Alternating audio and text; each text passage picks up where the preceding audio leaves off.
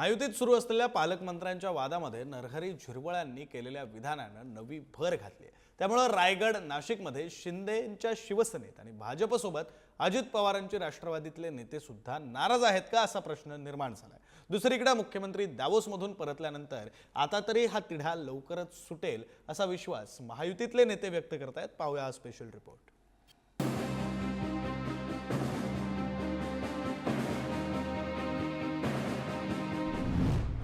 नाशिक आणि रायगडच्या पालकमंत्रीपदावरून महायुतीत घमासान सुरू असताना दोन्ही ठिकाणी ध्वजवंदन पार पडलं।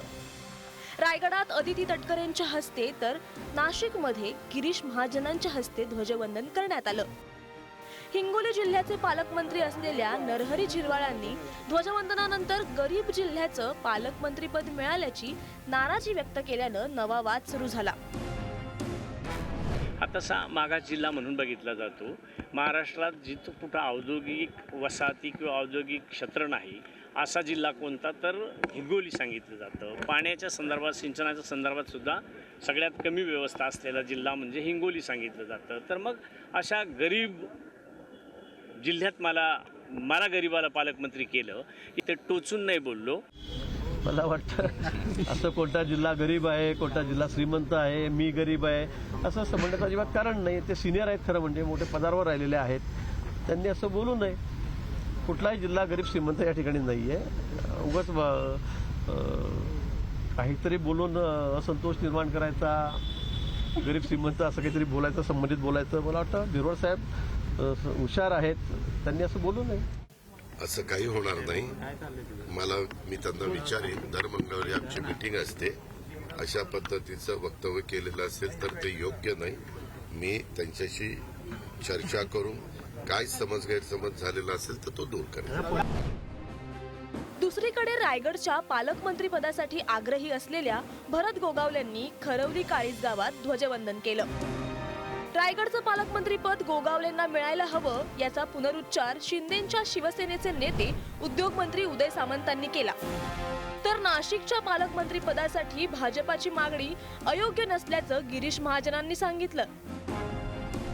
शिवसेना म्हणून माननीय भरतशेठ गोगावले यांना पालकमंत्री मत मिळालं पाहिजे, ही एक शिवसैनिक म्हणून माझी देखील भावना आहे आणि ही भावना आम्ही शिंदे साहेबांकडे मांडलेली आहे। पण दोन ठिकाणी रायगड आणि नाशिकमध्ये शिवसेना, राष्ट्रवादी काँग्रेस आमच्यामध्ये थोडं, बाकी ठिकाणी सर्व व्यवस्थित झालेलं आहे।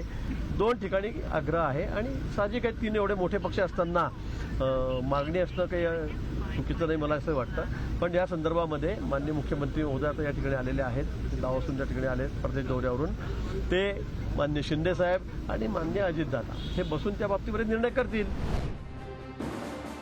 नाशिक आणि रायगडच्या पालकमंत्रीपदावरून महायुतीत झालेल्या नाराजी नाट्यानंतर दोन्ही जिल्ह्यांच्या पालकमंत्रीपदाच्या नियुक्तीला घोषणा देण्याचा निर्णय घेण्यात आलाय। आता मुख्यमंत्री देवेंद्र फडणवीस दावोसवरून आल्यानंतर हा तिढा तिन्ही नेत्यांच्या चर्चेत सुटेल असा विश्वास व्यक्त होतोय। तर मुख्यमंत्री मात्र असा कोणताही वाद नसल्याचं सांगतायत। आजची ही बाब आपण जी सांगताय ती या क्षणाला आजच्या दिवसाच्या दृष्टीतून मला काय फारशी महत्त्वाची वाटत नाही।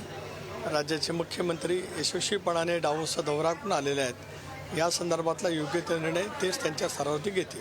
लवकरच निघेल। या राज्याला 3-3 पालक आहेत, त्यामुळे एखाद्या जिल्ह्याचा जर काही पेंडिंग असेल तर त्यांनी फार काही मोठा असा फरक पडत नाहीत, त्याच्यामुळे लवकरच हा तिढा दूर होईल।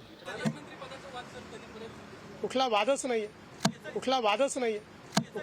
नाहीये। झिरवाळांच्या वक्तव्यानं सुरू झालेल्या वादानंतर नाराज नसल्याचं झिरवाळांनी स्पष्ट केलंय।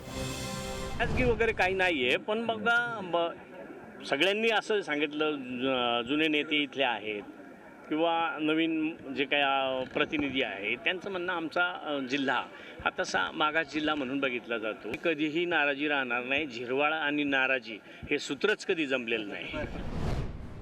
प्रजासत्ताक दिन पार पडल्यानंतरही महायुतीत पालकमंत्रीपदावरून सुरू असलेला हा वाद संपलेला नाहीये। आता यावर मुख्यमंत्री काय तोडगा काढतात की महायुतीतला हा संघर्ष येत्या काळात आणखी वाढणार हे पाहावं लागणार आहे। ब्युरो रिपोर्ट, पुढारी न्यूज, मुंबई।